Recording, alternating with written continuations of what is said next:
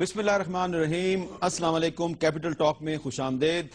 وزیراعظم نواز شریف نے اقتدار سنبھالنے کے بعد کل پہلی دفعہ قوم سے خطاب کیا۔ بہت مفصل خطاب تھا ان کا اور اس پہ بہت سے تبصرے کیے جا رہے ہیں۔ آج ہم بھی تبصرہ کریں گے، لیکن ہم تبصرہ کروائیں گے اپنے مہمانوں سے اور اپنے مہمانوں سے پوچھیں گے کہ کیا نواز شریف صاحب کی تقریر سے وہ مطمئن ہیں، کیا جو اس وقت پاکستان کو جن حالات کا سامنا ہے، جن چیلنجز کا سامنا ہے، ان کے مقابلے کے لیے جو اسٹریٹجی اس وقت چاہیے، کیا وہ اسٹریٹجی سامنے آ گئی ہے، اور کچھ دیگر پہلو ہیں ان پہ بھی بات کریں گے جو کہ نواز شریف صاحب کی تقریر کے ساتھ جڑے ہوئے ہیں۔ اور ہم نے آج دعوت دی ہے جناب پرویز رشید صاحب کو، وفاقی وزیر اطلاعات و نشریات۔ بہت بہت شکریہ پرویز رشید صاحب۔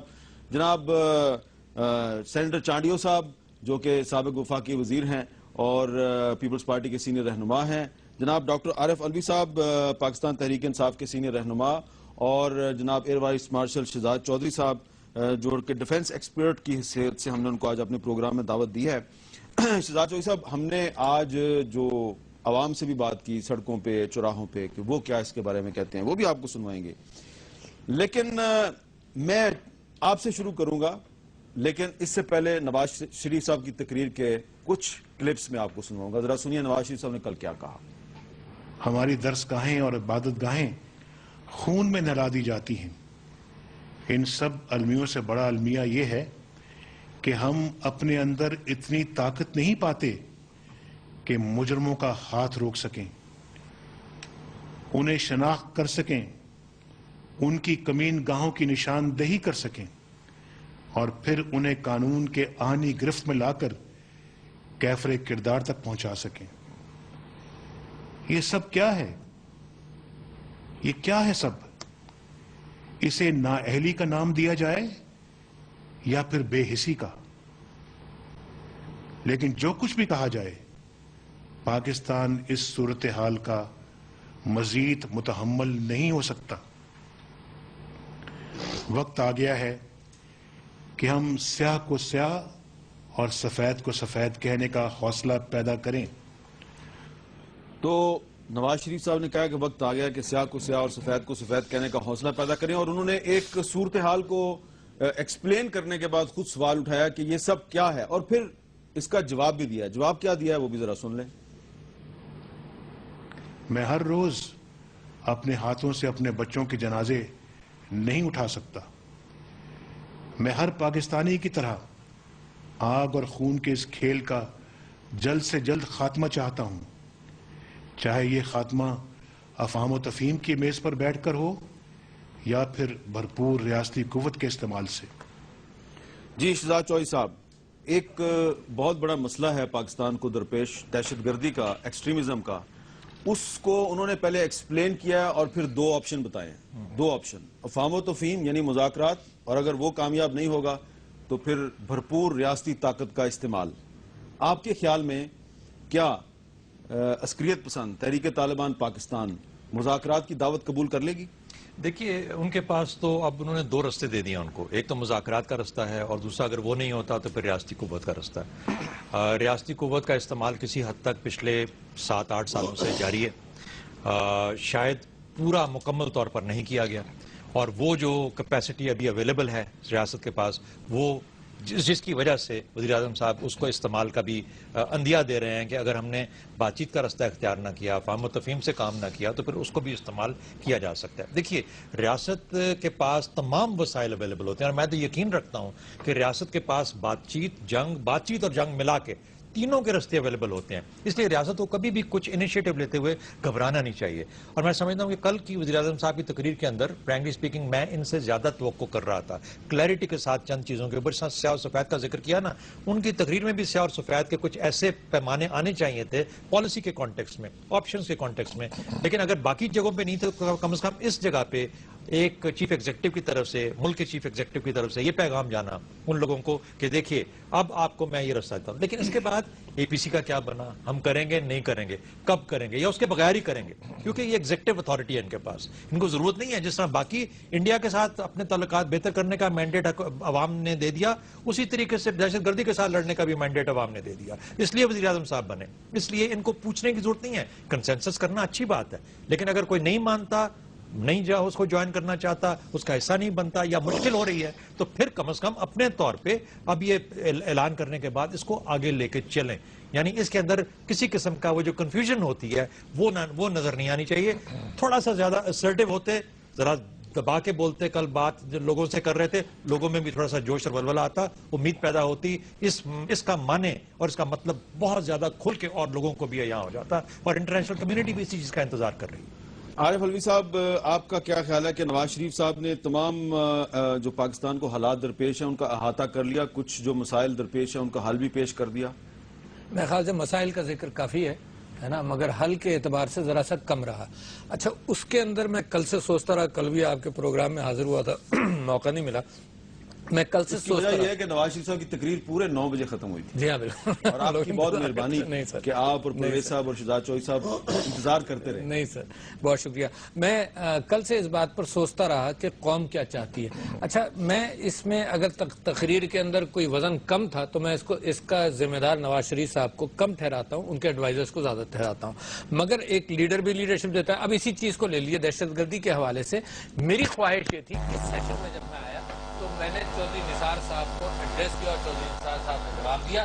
میں نے چودھری نثار صاحب سے کہا کہ اب یہ بتائیے, ہم پیچھے کی بات نہیں کر رہے کہ بلائی تھی, پھر خان صاحب نہیں تھے, پھر نواز شریف صاحب نہیں تھے, یہ جو کچھ بھی تھا, میں آگے کی بات کر رہا ہوں کہ کب تک نیشنل سیکیورٹی پالیسی مل جائے گی, کوئی تاریخ بتا دیں. تو چودھری نثار صاحب نے اس ڈیفیکلٹی کی بات رکھی. انہوں نے کہا کہ جی امریکہ کے اندر نیشنل سیکیورٹی پالیسی 2 سال میں بنی ہے. یقیناً ان کی بات صحیح ہوگی, مگر آج سے لے کر 2 سال ہم انتظار نہیں کریں گے, کچھ نہ کچھ تو وعدہ کر لیں گے. تو اسی طرح سے میں نواز شریف صاحب سے یہ چاہتا تھا کہ یہ بتا دیں نیشنل سیکیورٹی پالیسی. ان سے میں کہ چودھری نثار نے کہا جی اس مہینے کے آخر تک ہم ملاقات کریں گے. نواز شریف صاحب وہ لیڈرشپ دیتے. دوسرے اسی کے اندر یہ بات کرتے کہ جی میں پارلیمنٹ کے اندر یہ رکھوں گا, یہ پارلیمنٹری کمیٹی کو بٹھاؤں گا. یا تیسری بات یہ کہتے کہ جناب کوئی مشکل ہو رہی ہے. اچھا, میں یہ جانتا ہوں, مجھے یہ بھی خیال ہوا کہ نواز شریف صاحب کی اسی دن یعنی کل میٹنگ بھی رہی GHQ کے اندر, کیانی صاحب کے ساتھ میٹنگ رہی, کچھ ڈیفیکلٹیز ہوں گی. GHQ ہوئی یا وزیر اعظم؟ یہ مجھے نہیں معلوم, یہ بتائیں گے پرویز رشید صاحب, میں اس بات سے واقف نہیں ہوں کہ کہاں ہوئی, مگر ملاقات ہوئی, یہ میں نے سنا تھا. تو مجھے یہ بھی خیال ہوا کہ کچھ ایسی انفارمیشن ہوگی جس کی وجہ سے تاخیر ہو رہی ہے. عمران خان صاحب بھی یہی کہہ رہے ہیں کہ بھئی اگر ایسی انفارمیشن ہے تو اسی وجہ سے میں چاہتا ہوں کہ مجھے بتایا جائے. تو میں کل کی تقریر سے جنرلی اس معنی کر کے ڈس اپوائنٹ ہوا ہوں کہ مزید بہت ساری باتیں ایک لیڈر کہہ سکتا ہے. آپ نے پتہ نہیں سنا, بھٹو صاحب کی ہم سنا کرتے تھے نا, تو بھٹو صاحب کی ہر تقریر, کوئی تقریر ایسی نہیں ہوتی تھی جس کے اندر وہ قوم کو موٹیویٹ کر کر کوئی بات نہیں کر رہے ہوتے, جو لوگ بیٹھ کر انتظار کر کے سنتے. وہ مولانا بخش چانڈیو صاحب, جناب عارف علوی صاحب تو بڑے ڈس اپوائنٹڈ ہیں, لیکن میرا خیال ہے آپ کی ڈس اپوائنٹمنٹ کا لیول اتنا زیادہ نہیں ہے کہ آپ کچھ خوش نظر آ رہے ہیں. میں تو کسی اور بات پہ خوش ہوا, وہ بات کرنا نہیں چاہتا. علوی صاحب تیاری کر کے آئے تھے, ایک شعر کی وہ نہیں پڑھ سکے, تو دیکھیں بات میں دل کی کہتا ہوں. ایک لیڈر کو, ایک رہبر کو قوم کے بحران کے زمانے میں کیا بولنا چاہیے وہ نہیں تھا. قوم کو کھڑا کرنے کے لیے ایک وزیر اعظم کو نہیں, ایک پارٹی کے سربراہ کو, ایک ملک کے قائد کو کیا لب و لہجہ اختیار کرنا چاہیے. میں معافی مانگتا ہوں اپنے بھائی سے, یہ لہجہ نہیں ہے. انتہائی بے بسی تھی لہجے میں. جیسے وہ شریف ہیں, جیسے وہ شائستگی سے گفتگو کرتے ہیں وہ ٹھیک ہے, جیسے للکارتے تھے الیکشن میں کہ ہم یوں کر دیں گے, یوں کر دیں گے. کہاں ہے زرداری, کہاں ہے حکومت؟ کس کو للکاریں؟ اب تو وزیر اعظم ہے نا. مسائل کو کیا للکارا ہے, حل کیا دیا ہے جناب؟ للکارے سے بلند بلند آپ کی حکومت ہے. آپ بتائیں نا لہجے سے کہ قوم کو کھڑا ہونا چاہیے. محمد نواز شریف صاحب بیٹھے ہیں, نہیں, انہوں نے کہا کہ میں پیپلز پارٹی کو بھی ساتھ لے کے چلوں گا, تحریک انصاف کو بھی ساتھ لے کے. یہ باتیں حل نہیں ہے. آج میں نے ان کے لیڈر جی پیپلز پارٹی کا کافی ذکر کیا ہے, آج ان کے ہم بھی کریں انہوں نے گے. کہا آزاد کشمیر میں ہم نے تحریک عدم اعتماد کو نہیں آگے جانے دیا. ہم بھی کریں گے جی, انشاءاللہ ان کے ساتھ ساتھ چلیں گے. ہم بھی ان کا بڑا تذکرہ کریں گے. ان کے ایک لیڈر کا میں نے بڑے محترم میں میرے لیے ان کا بیان آیا ہے. اب آپ تبصرہ کریں, غیر کیا تبصرہ کریں گے؟ جب ان کے رہنما گئے تب پتا کیا کیا ہے. یہ تعریف ہے ان کی. میاں صاحب نے بڑا سچ بولا ہے, بڑے مسائل کھل کے بولے. آگے کوئی تبصرہ انہوں نے نہیں کیا کہ حل دیا ہے, انہوں نے لوگوں کو کھڑا کیا ہے, جذبہ دیا. میں حیران تھا اس میں چھپی ہوئی کیا بات تھی جو سچ کیا ہے. دہشت گردی ہے, بجلی کا بحران ہے, معیشت تباہ ہے. آپ نے کیا نئی بات بتائی جو سچ تھی، اور آپ یہ کہتے ہیں کہ کھول دیے، پورے 5 سال ہمارے والوں کو بھی گن لیں. انہوں نے کہا ہم گوادر سے لے کے کاشغر تک نئی روڈ بنائیں گے. لا حول ولا قوت. یہ مسئلے کا حل ہے جو بحران ہے اس ملک. میر صاحب ایسے نہ کرے. اس ملک میں جو اس وقت بحران ہے وہ یہ ہے کہ وزیر اعلیٰ سندھ اور گورنر سندھ میرے ساتھ افتتاح کریں گے ٹرین کا. یہ مسئلے کا حل ہے. یہ اس لیے لوگ یہ چاہتے ہیں. نہیں، میں اب یہ بات تو پرویز صاحب نے کرنی ہے، لیکن وہ قومی مفاہمت کی بات کر رہے ہیں نا.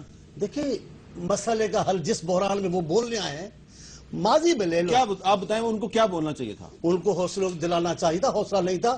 ادارے تباہ ہو چکے ہیں جی. تو یہ کہا ہے نا انہوں نے. یہ کہا ہے انہوں نے. یہ وزیر اعظم ہے، کریں گے کیا کچھ پتا نہیں ہے. یہ حال ایسا ہے اب ناکام ہو چکی وزیر اعظم صاحب بولتے ہیں.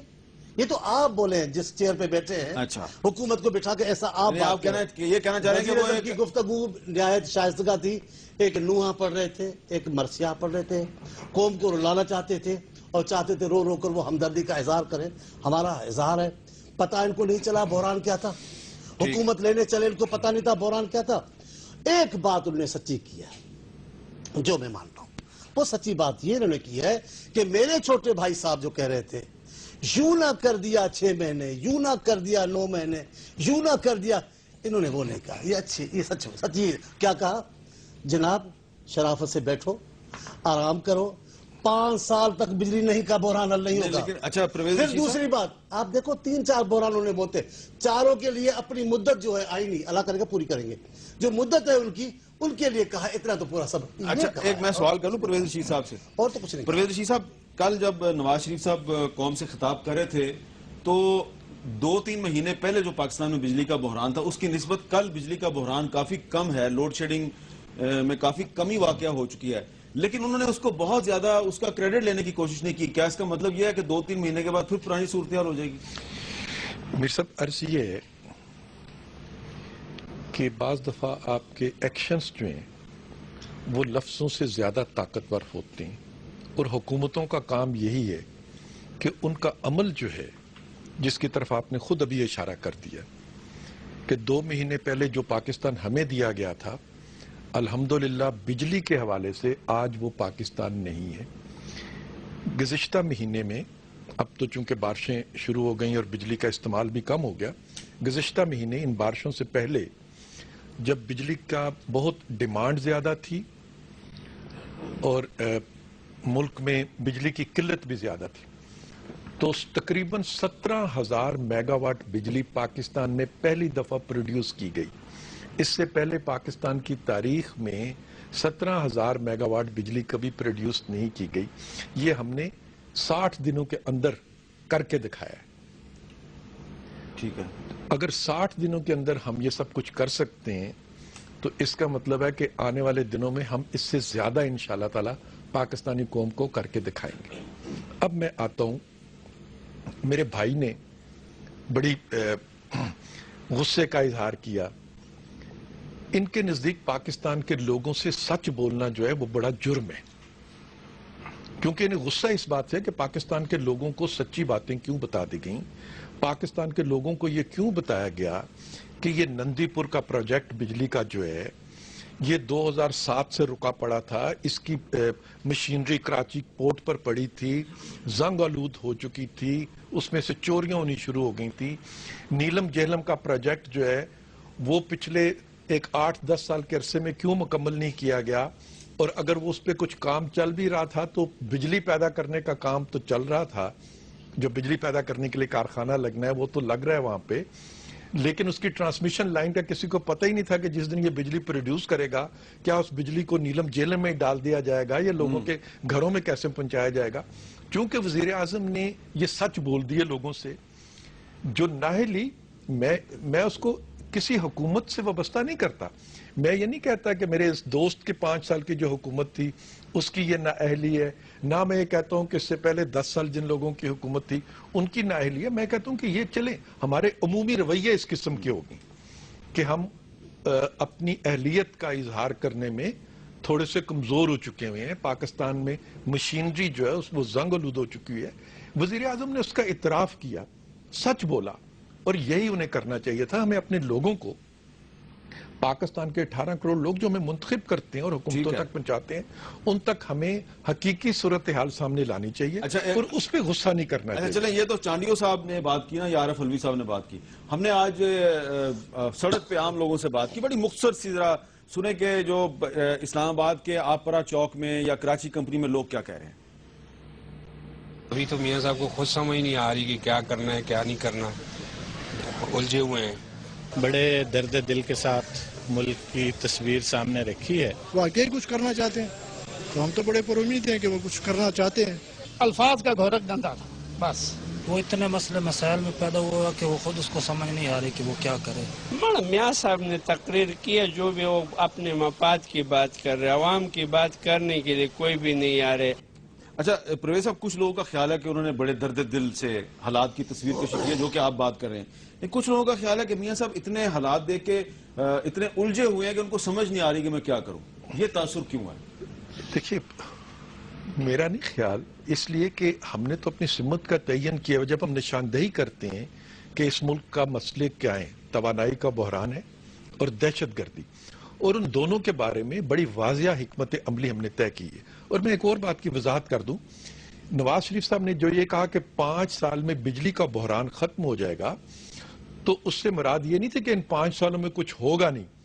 ہم نے اس میں شارٹ ٹرم، میڈیم ٹرم اور لانگ ٹرم منصوبہ بندی ہماری ہے۔ جب 5 سال میں ہم بحران کو ختم کرنے کی بات کرتے ہیں تو وہ صرف لوڈ شیڈنگ کو ختم کرنے کی بات نہیں کرتے، ہم یہ بھی سمجھتے ہیں کہ پاکستان اس وقت انتہائی مہنگی بجلی پیدا کرنے والے ملکوں میں اس کا شمار ہو رہا ہے۔ ہم وہ وسائل استعمال کرنا چاہتے ہیں جن کے نتیجے میں آپ سستی بجلی بھی پیدا کر سکیں۔ ہم 5 سال کے بعد جب حکومت انتخابات میں جائے گی اور نئی حکومت کو منتخب کیا جائے گا، وہ کس کی حکومت ہوگی؟ پرسوں الیکشن ہو رہا ہے، اس تقریر کا پرسوں کے الیکشن سے بھی کوئی تعلق ہے؟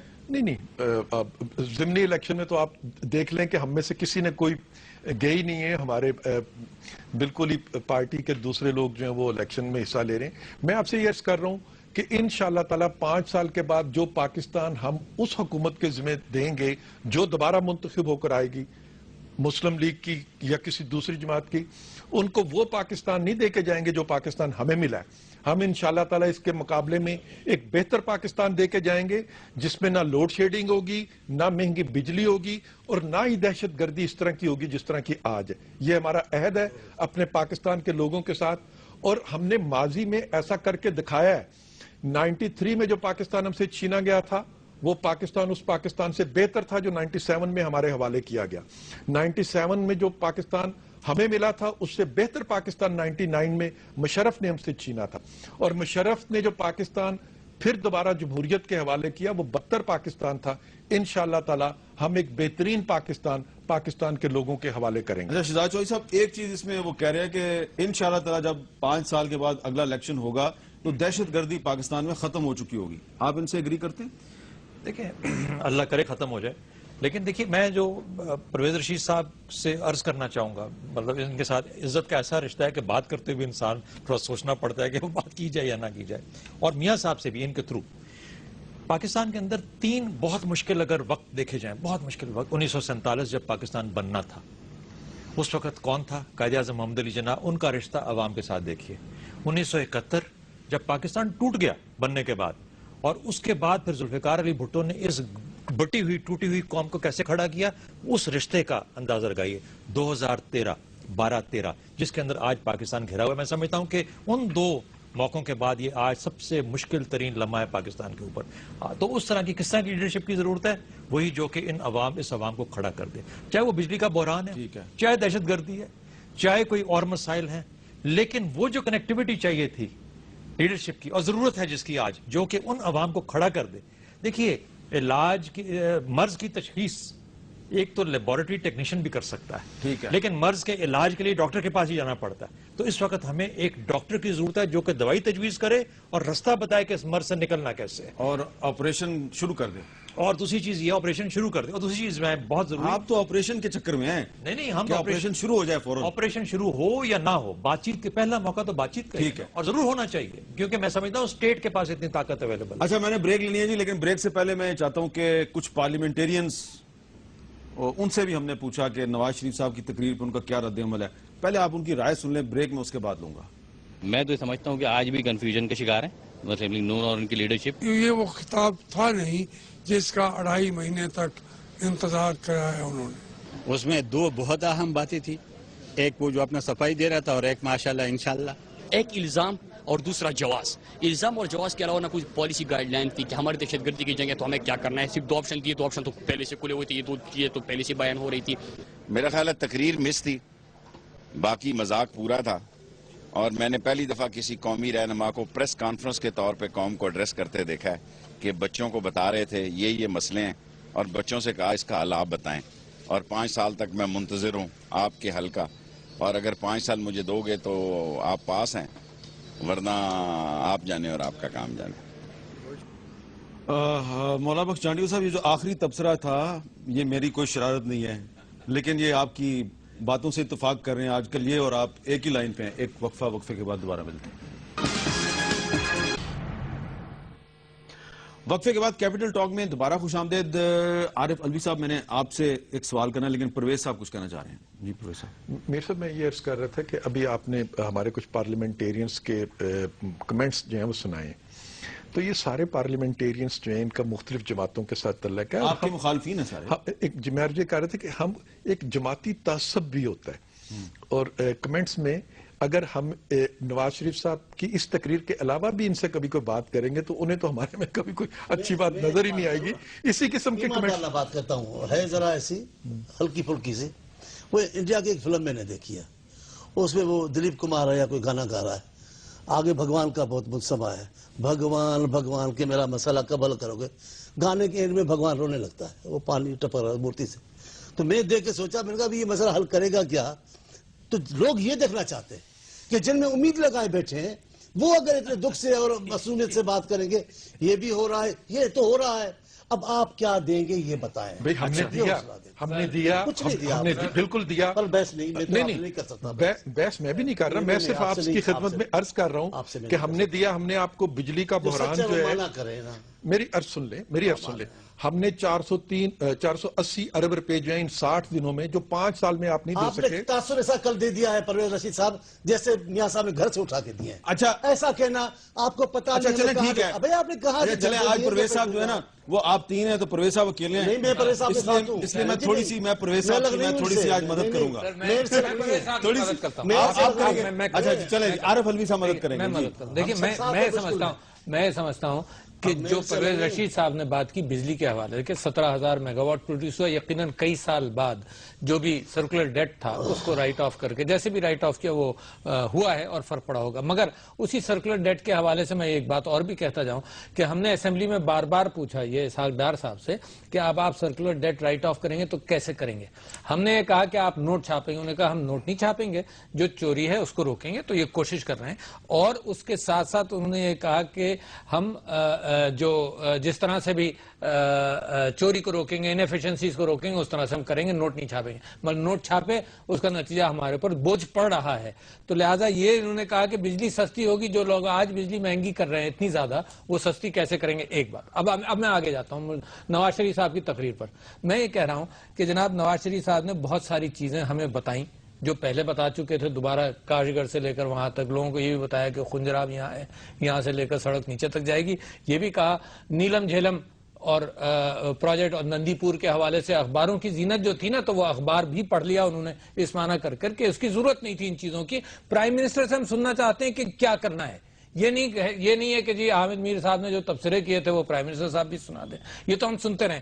میرا آپ سے یہ کہنا ہے کہ جناب تقریر کے اندر میٹر کم تھا، ٹول بہت تھا. اور میں غالب اپنے دوست کی ایک آدھی پازیٹیو چیز بھی تو ہوگی نا. ہاں میں بتاتا ہوں. میں اپنے دوست کی فرمائش پر وہ شعر پڑھ دیتا ہوں جو میں سنا رہا تھا بریک میں اور پہلے، کہ وہ مرزا غالب کا شعر ہے کہ آگہی دم شنیدن جس قدر چاہے بچھائے. یعنی حالات کے اعتبار سے جتنے ہم نے قصے سنائے مدعا انقا ہے اپنے عالم تقریر کا. یعنی حالات کی آگہی تو ہم نے خوب کر دی. اتنا مشکل شعر آپ نے سنایا کہ اس کی پھر آپ کو مطلب بھی سمجھانا پڑ رہا ہے. سنا رہا ہوں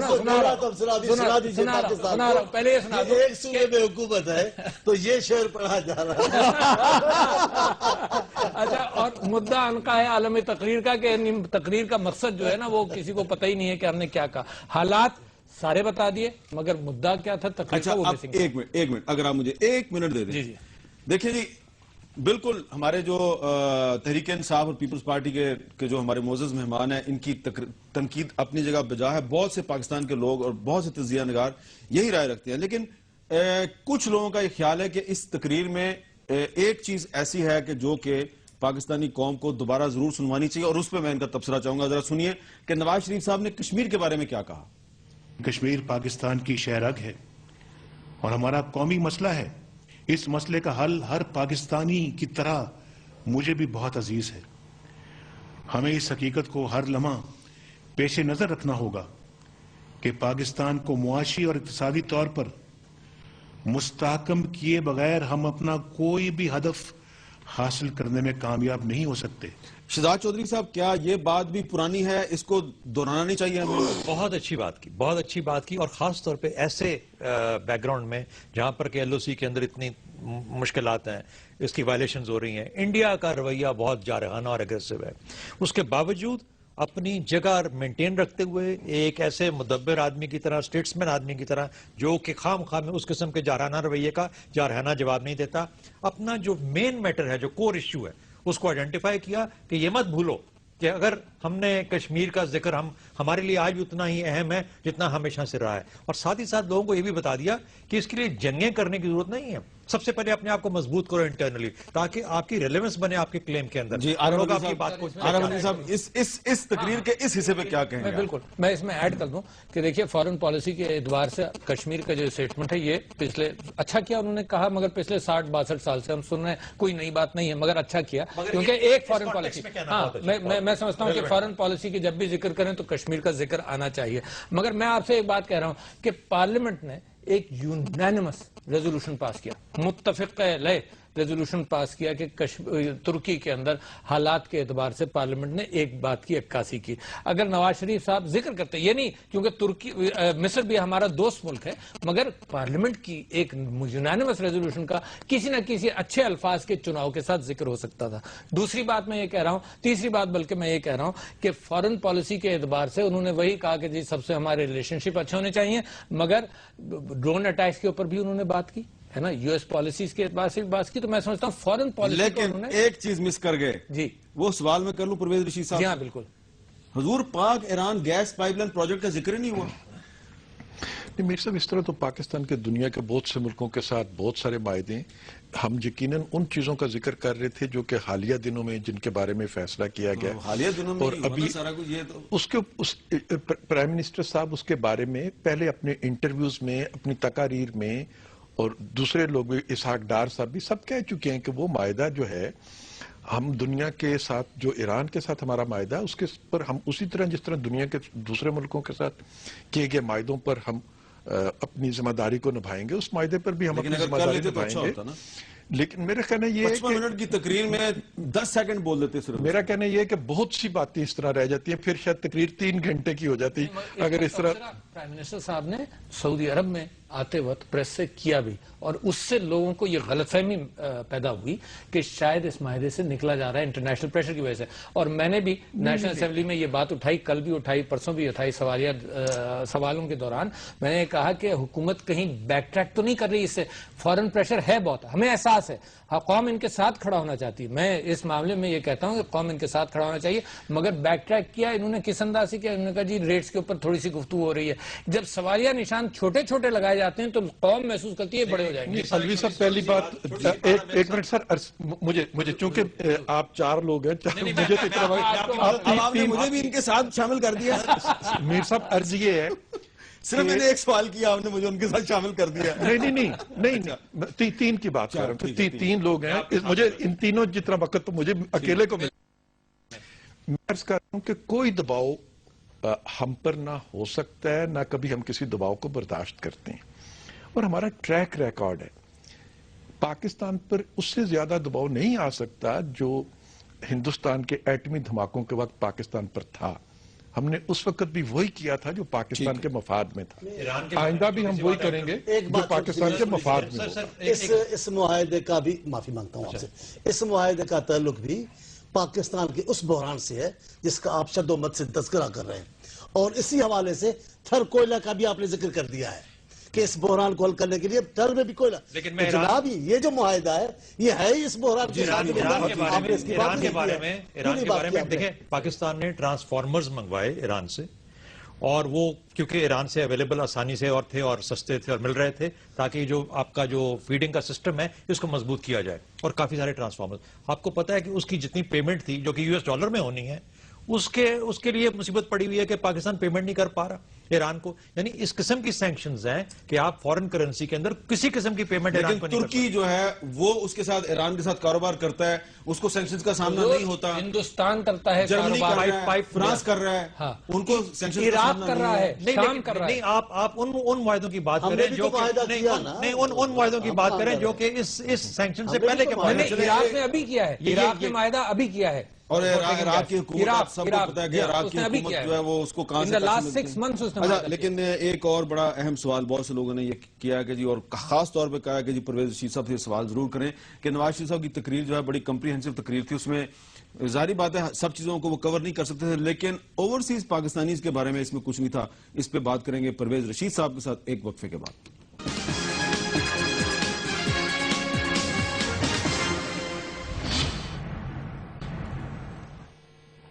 وقفے کے بعد گفتگو میں دوبارہ خوش آمدید.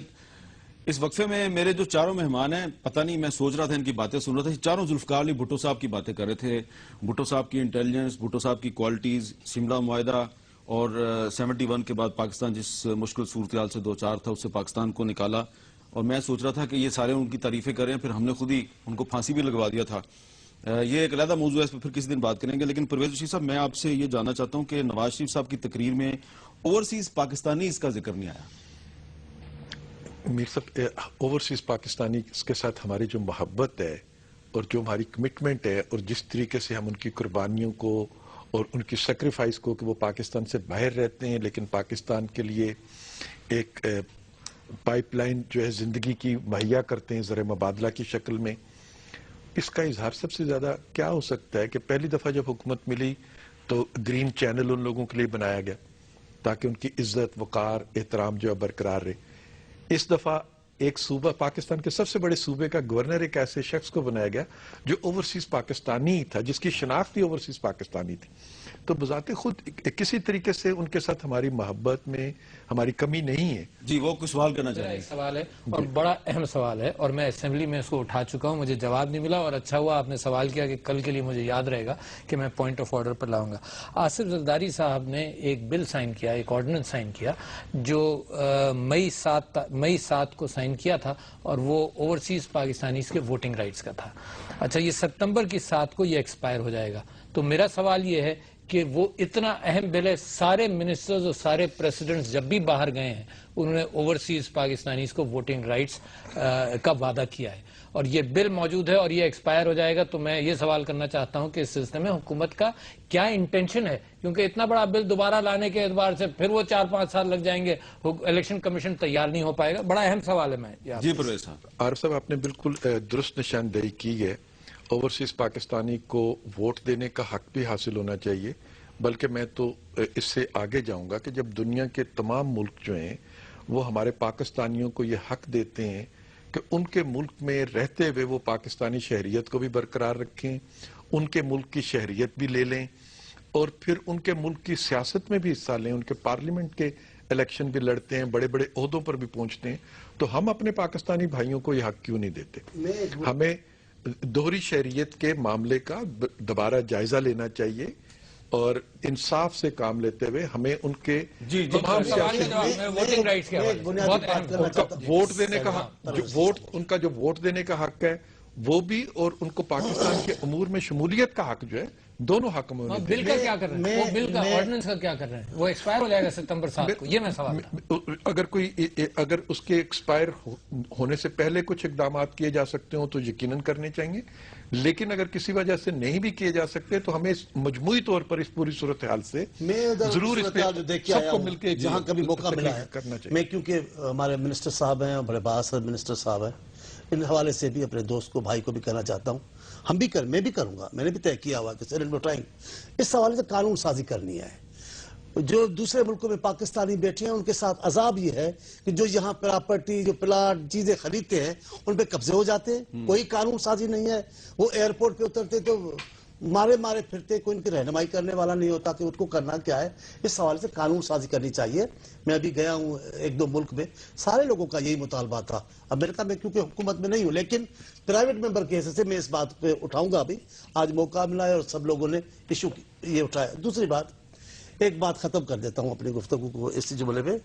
آپ نے جس شخصیت کا نام لیا ابھی کہ ہم سب یاد کر رہے تھے، یہ اس لیے یاد کر رہے تھے کہ بحرانوں میں غیر معمولی قیادتیں یاد آتی ہیں.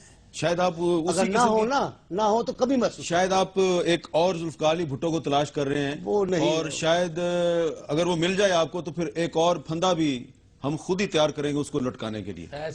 میں ایک عرض کروں اس کا بھی، یہ مرتبہ بلند ملا جس کو مل گیا، ہر مدعی کے واسطے دار و رسن کہاں. یہ سب کے نصیبوں کی بات نہیں ہے، بظاہر یہ پھانسی ہے.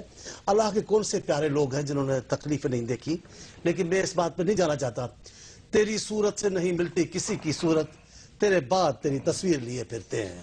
اب بات یہ اب مشکل ملے گا. اب صدیاں روئیں گی باپ بیٹی کو، صدیاں روئیں گی. جب ہم اثر چلے جائیں گے نا تب ان کو تولا جائے گا ان کے علم و عرفان کے اس پہ. جب ذوالفقار علی بھٹو صاحب جیسا لیڈر نہ ملے یا بے نظیر بھٹو صاحبہ کا بھی جو نقصان ہے وہ بہت بڑا نقصان ہو جو کہ ہے، تو پھر اس صورت میں ایسے وقتوں میں جو نیکسٹ لیول آف لیڈرشپ ہوتی ہے نا اس کا امتحان شروع ہو جاتا ہے، جس میں کہ پیپلز پارٹی فی الحال ناکام نہیں. پیپلز پارٹی سے علاوہ ہر پارٹی اور ہر حکومت، یعنی اگر آپ کی لیڈرشپ ہر وقت نیپولین نہیں ملے گا، ہر وقت ذوالفقار بھٹو نہیں ملے گا، ہر وقت قائد اعظم محمد علی جناح نہیں ملیں گے، لیکن پھر اگلی لیڈرشپ یہ پرویز رشید صاحب اور ان کے باقی ساتھیوں کا امتحان ہے. کتنی قابلیت، کتنی نیکی، کتنی محنت کے ساتھ کام کریں. آپ نے اکسایا ہے بولنے پر، آپ کچھ بھی کہیں، لاکھ تنقیدیں کریں، لیکن جو معاملات ہم طے کر گئے ہیں یہ ہمارا ریکارڈ رہے گا. زرداری صاحب جب اتریں گے تب دیکھیں گے کہ جو انہوں نے تاریخی کام کیے ہیں، جو اختیارات دیے، لوگ تڑپتے پھرتے تھے. جو NRO آپ نے کیا وہ یہ نہیں کر سکتے. ان کو پاور ملا دو یا خلیفۃ المسلمین پھر بن جائیں گے. ہم نے تو اپنے اختیارات دے دیے جناب. ان کی حکومت کا ایک اچھے کام ہے ہمارے جناب. 58-2 زرداری صاحب بھی بڑا یاد آئے گا. باقی بہت سارے ڈسکریڈٹس بھی ہیں تو آج وہ اس بات کا ذکر نہیں ہے. حکومت کے ہیں نا، ذوالفقار علی بھٹو کا جو ذکر ہو رہا ہے وہ شملہ معاہدے کے اعتبار سے ہو رہا ہے، ذوالفقار علی بھٹو صاحب کا 1973 کے آئین کے اعتبار سے ہو رہا ہے. تو بہت بڑے آخری بات کیجیے گا. آخری بات صرف دیکھیں، خدا رہا مطلب یہ ریکویسٹ ہے پرویز رشید صاحب اور حکومت سے، اس وقت ہر پاکستانی اس حکومت کو سکسیسفل دیکھنا چاہتا ہے، کامیاب دیکھنا چاہتا ہے، اور سب پاکستانی تیار ہیں ان کی مدد کے لیے.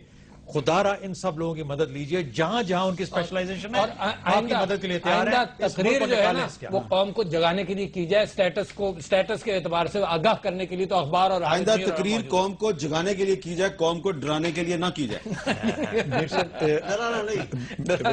میرا کہنا یہ ہے کہ نواز شریف صاحب نے پاکستانی قوم کے سامنے اپنا دل بھی کھول کر رکھ دیا اور پاکستان کی صورتحال جو تھی اس سے ان کو مکمل آگاہی بھی دی.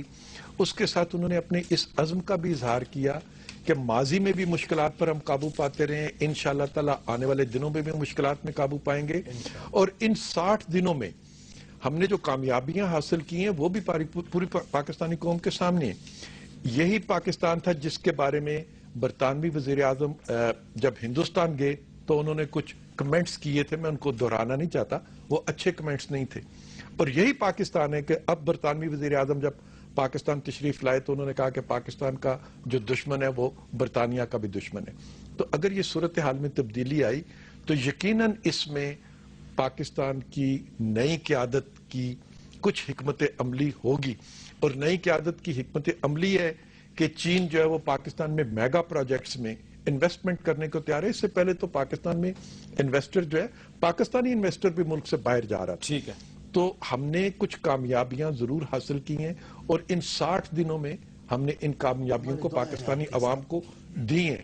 یہ کامیابیاں ہی اس بات کا ثبوت بھی بنتی ہیں اور پاکستان کے لوگوں کے عزم کا اظہار بھی بنتی ہیں کہ پاکستان اپنی مشکلات پر قابو پا سکتا ہے. انشاءاللہ تعالی ایک اچھا پاکستان، ایک محفوظ پاکستان اور ایک خوشحال پاکستان. اور ہم بھی دعا گو ہیں کیونکہ یہ کامیاب ہوں گے تو پاکستان کامیاب ہوگا، جتنے یہ ناکام ہوں گے اتنے ہی ہم ناکام ہیں. تو ہم مدد کرنے کے لیے تیار ہیں، ان کے ساتھ کھڑے ہونے کے لیے تیار ہیں، صحیح باتیں کرتے چلیں. اچھا، بڑی اچھی بات ہے کہ آپ کہہ رہے ہیں کہ اگر یہ ناکام ہوں گے تو آپ ناکام ہوں گے، کیونکہ آپ ایک سیاسی اور جمہوری نظام پہ یقین رکھتے ہیں. لیکن وہ لوگ جو پاکستان کے آئین کو نہیں مانتے، جو کہتے ہیں پاکستان کا آئین غلط ہے، پاکستان کا آئین کفر ہے، جمہوریت کفر ہے، وہ سب چاہتے ہیں کہ صرف یہ ناکام نہ ہو بلکہ آپ بھی ناکام ہو جائیں اور یہ بھی سندھ میں ناکام ہو جائیں. اور وہ سارے کے سارے اس انتظار میں ہیں کہ آپ تینوں ناکام ہوں تاکہ پھر وہ اپنی ڈگڈگی بجاتے ہوئے میدان میں آئیں اور ایک اور لانگ مارچ کریں. مجھے دیجیے اجازت، آپ کا بہت بہت شکریہ. اور چلتے چلتے صرف یہ بات کہوں گا کہ ابھی صرف 60 دن ہوئے ہیں. ہم 5 سال اللہ کریے پورے کریں، لیکن 5 سال تک ہم ان کو تنگ کرتے رہیں گے. 60 دن ہوئے ہیں، ہم نے ان سے سوال کیے، 100 دن ہوں گے پھر سوال کریں گے، پھر 150 دن ہوں گے پھر ان کو سوال کریں گے، 200 دن پر پھر ان کے پرانے وعدے یاد دلائیں گے. ہو سکتا ہے کہ کبھی یہ پریشان ہو جائیں، ان کو غصہ بھی آئے ہم پہ، ان کو ہماری شکلیں بری لگنی شروع ہو جائیں، لیکن ہم اپنا کام جاری رکھیں گے. اور ہمارا وہ کام یہ ہے کہ جیسے کہ عارف الوی صاحب نے کہا کہ یہ کامیاب ہو جائیں، کیونکہ ان کی کامیابی پوری پاکستانی قوم کی کامیابی ہوگی. مجھے دیجیے اجازت، اللہ حافظ.